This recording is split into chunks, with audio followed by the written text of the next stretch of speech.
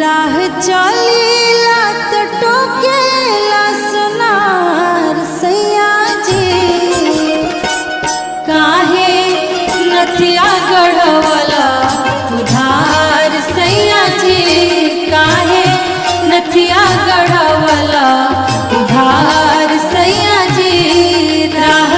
चलीला तो टोकेला सोनार सैया जी राह चलीला तो टोकेला सोनार सैया जी काहे नथिया गढ़वला उधार